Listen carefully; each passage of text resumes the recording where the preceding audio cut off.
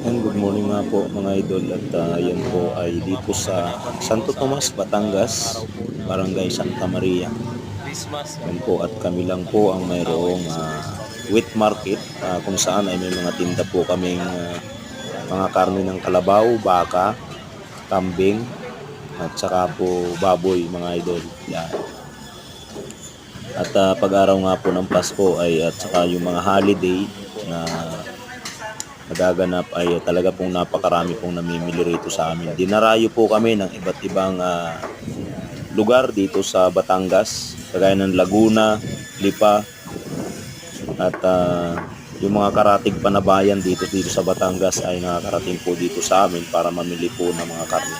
Kasi dito lang po ang may maraming mga kinakatay na mga alagang hayop at pambenta sa palengke. Maraming salamat.